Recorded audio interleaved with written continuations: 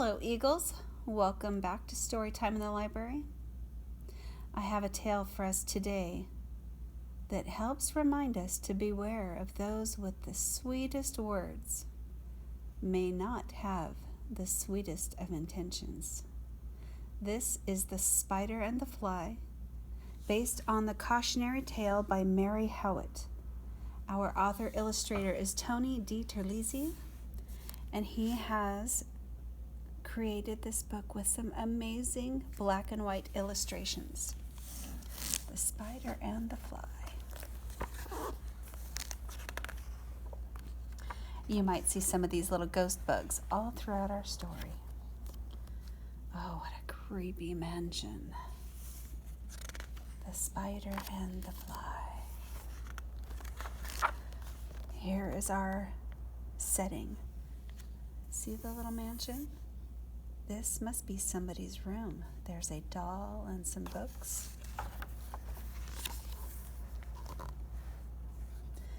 "Will you walk into my parlor?" said the spider to the fly. "'Tis the prettiest little parlor that ever you did spy.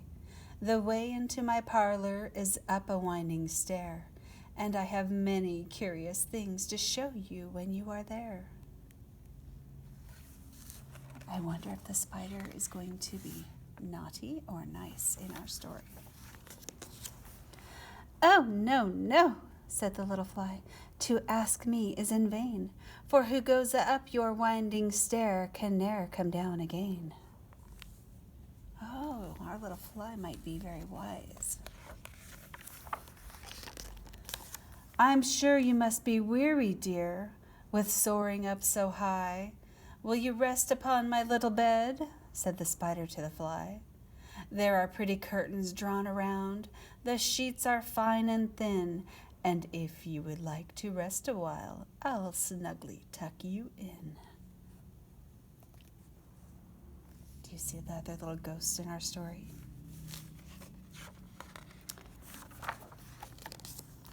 "Oh, no, no," said the little fly, "for I've often heard it said, they never, never wake again who sleep upon your bed." Look at the poor little ghost bugs. They're holding his cookbook, The Joy of Cooking Bugs.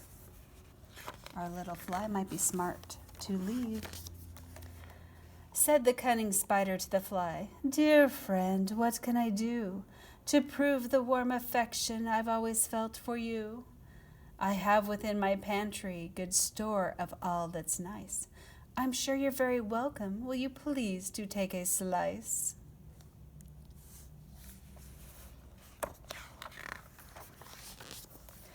"Oh, no, no," said the little fly. "Kind sir, that cannot be. I've heard what is in your pantry, and I do not wish to see." I bet you he has all kinds of bugs in his pantry.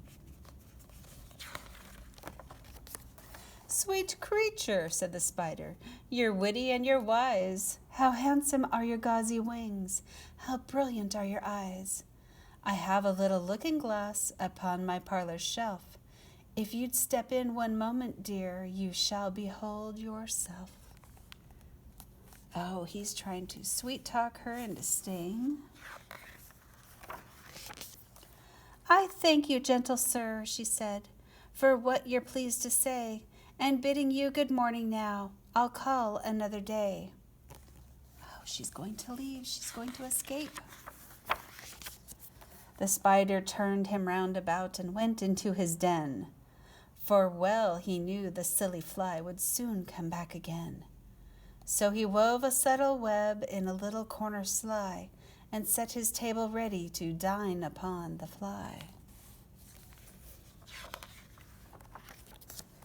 Then he came out to his door again, and merrily did sing, "Come hither, hither, pretty fly, with the pearl and silver wing.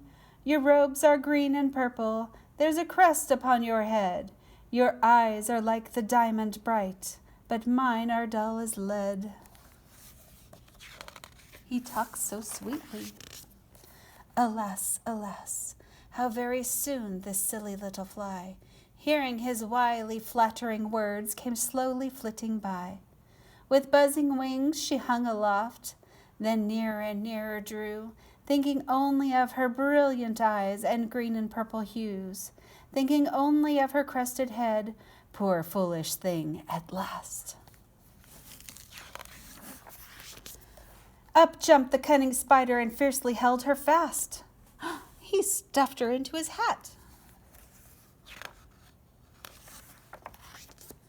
He dragged her up his winding stair into his dismal den, within his little parlor, but she ne'er came out again. Oh no, he cocooned her. And now, dear little children, who may this story read, to idle, silly, flattering words I pray you never give heed. Unto an evil counselor close heart and ear and eye, and take a lesson from this tale of the spider and the fly. Oh, look, now she's a little ghost. The spider left us a note. Dear sweet creatures, no doubt you've finished our delicious tale and are surprised by this little tragedy. But then again, what did you expect from a story about a spider and a fly? Happily ever after? Spiders are trappers, for goodness sake. We've been doing it for generations, and we're quite good at it. Even your beloved Charlotte in E.B. White's classic, Charlotte's Web, admitted as much. But alas, the poor dear never capitalized on her fortune. Now, if I were in her shoes, I would be eating bacon.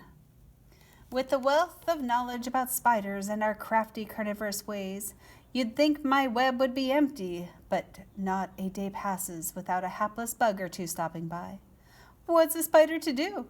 To be completely fair, my most recent dinner guest put up a commendable fight. But I am a talented and persistent hunter with many schemes up my sleeve. And you can see, I always get my bug. So what does all this talk of spiders and traps have to do with you?